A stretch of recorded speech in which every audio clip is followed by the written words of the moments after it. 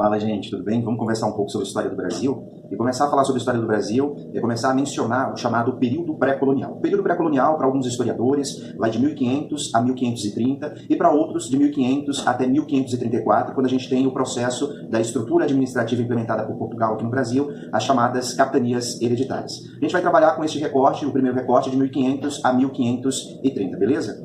Antes de começar a narrativa, que é sempre mais cansativa, eu acho importante que vocês guardem algumas palavras-chave quando a gente pensa o chamado período pré-colonial. Além disso, que vocês também estruturem 3 perguntas, e essas 3 perguntas elas são fundamentais. Por quê? Porque elas dão conta de resumir todo esse período inicial de nossa história, beleza? Então, é preciso que vocês guardem as seguintes palavras. Pau-Brasil, Estampo Régio, Escambo, expedições de reconhecimento, expedições guarda-costas, e extrativismo vegetal e predador. Então, esses elementos eles são importantíssimos, por quê? Porque nos ajudam a entender todo esse período denominado de período pré-colonial. Quais são as 3 perguntas que são perguntas fundamentais? E para facilitar, eu vou falar cada uma dessas perguntas e na sequência eu já faço aí a resposta com vocês, beleza? A primeira grande questão que se levanta é, se Pedro Álvares Cabral chegou aqui no Brasil em 22 de abril de 1500, por que Portugal demorou cerca de 3 décadas para iniciar o processo de colonização?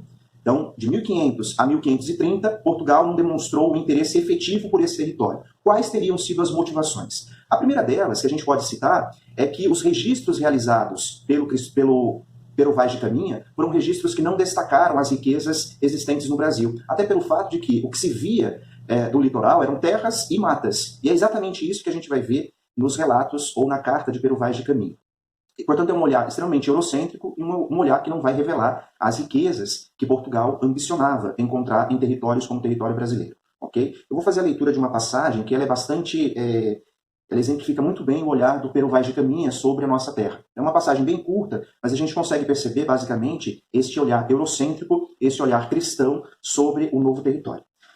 Vamos lá, abre aspas. De ponta a ponta é tudo praia palma, muito chã e muito formosa. Pelo sertão nos pareceu vista do mar, muito grande, porque, a estender olhos, não podíamos ver senão terra com arvoredos, que nos parecia muito longa. Nela, até agora, não podemos saber que haja ouro, nem prata, nem coisa alguma de metal ou ferro, nem do vinhos. Porém, a terra em si é de muito bons ares. Porém, o melhor fruto que dela se pode tirar, me parece que será salvar esta gente. Então ele vai indicar nessa passagem, né?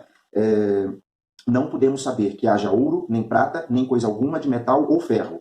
Aí ele já deixa bem claro que não há riquezas, ou que aparentemente não existem riquezas neste território, mas por outro lado, existe uma gente, e essa gente pode vir a ser catequizada, né? Então eles pregam aí a ideia de salvação a partir do cristianismo, a partir do catolicismo. Então essa passagem ela é importante porque ela imprime um olhar de Pedro Vaz de Caminha, que é um olhar basicamente eurocêntrico, né? É muito exemplar dos olhares, ou do olhar que o europeu neste momento vai ter sobre o restante do mundo e, consequentemente, sobre o próprio Brasil, sobre a própria América. Tá? Então, pensar nessa primeira pergunta, né, por que Portugal teve um relativo desinteresse nos primeiros anos, ou seja, nas 3 primeiras décadas, é pensar, primeiro, que não existiam registros efetivos de que aqui havia riqueza.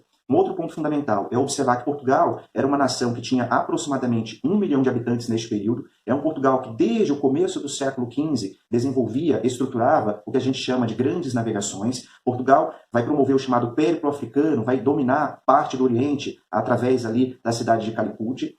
E, consequentemente, não havia um interesse, né, e nem número suficiente de pessoas para povoar todas essas regiões. Então, uma baixa densidade demográfica vai acabar também interferindo neste posicionamento que Portugal vai ter em relação ao Brasil.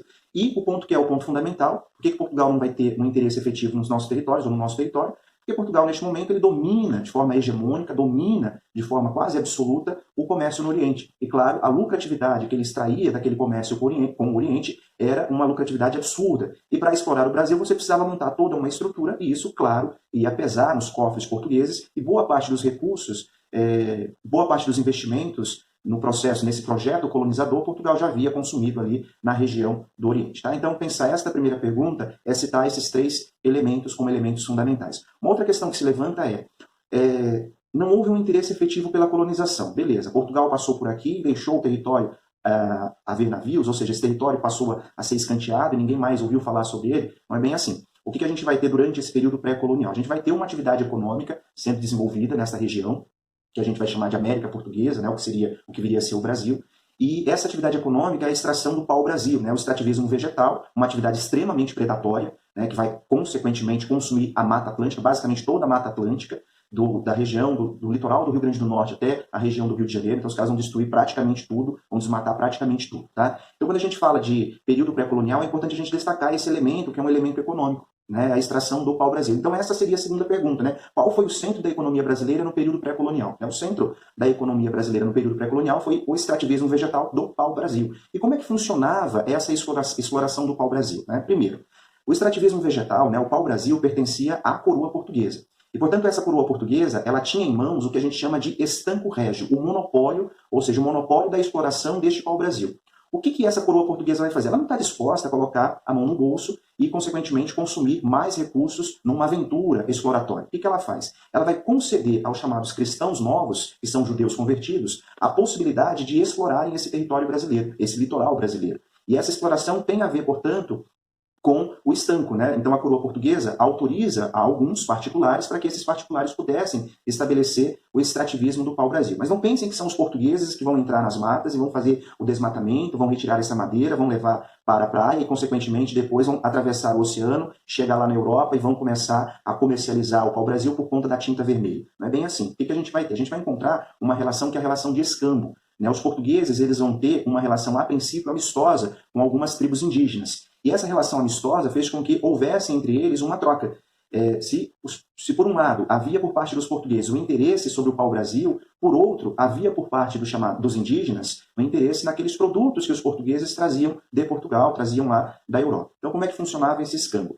O indígena ele fazia o recorte do pau-brasil, levava para o litoral, armazenava no que a gente chama de feitorias, seriam armazéns, enfim, galpões, até que os portugueses chegassem. Né? Ao chegarem, os portugueses faziam uma troca, entregavam para os índios armas, machados, facão, entregavam miçangas, enfim, as chamadas bugigangas ou quinquinharias, e em troca levavam o pau-brasil, que era um produto extremamente ambicionado na Europa desde a Idade Média, né, porque por conta tanto da madeira, fabricava ali móveis, mas também, sobretudo, por conta da tinta vermelha que esse pau-brasil acabava possibilitando. Tá? Então, a segunda questão é uma questão bem tranquila, é pensar qual que era o centro da economia brasileira neste período, ao Brasil. Como é que se dava o funcionamento? O monopólio pertence ao rei, ou seja, o estanco. Esse rei ele concede uma permissão para que um terceiro faça essa exploração, só que esse terceiro ele não vai entrar na mata para fazer o corte do pau-brasil. Ele estabelece uma relação de escambo, uma relação amistosa, uma relação de troca com o indígena, que faz o recorte,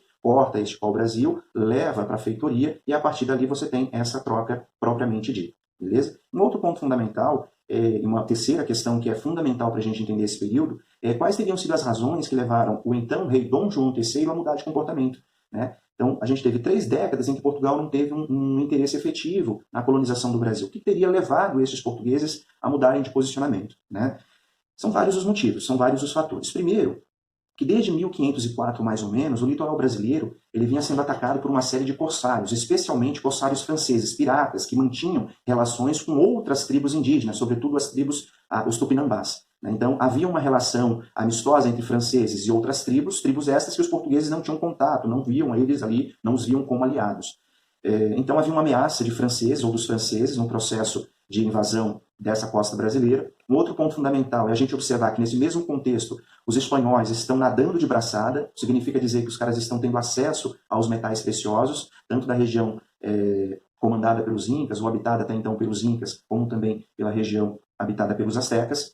Um outro ponto fundamental é a gente observar a proximidade geográfica entre Portugal e Brasil, e um elemento que é um elemento central, né? É a gente observar que a partir de 1530 mais ou menos, outras nações se fortaleceram na Europa, e essas nações elas também vão ambicionar o mercado oriental. Isso significa dizer que Portugal vai acabar sofrendo ali um processo de competição com outras regiões europeias, os ingleses, os franceses, os holandeses, enfim, uma série de outros povos. Então, é importante que vocês guardem essas 3 perguntas, consigam estabelecer ou consigam responder a essas 3 perguntas, assim como também consigam mencionar essas palavras-chave. Tem alguns outros elementos que eu preciso mencionar, mas eu os menciono na própria narrativa. É isso.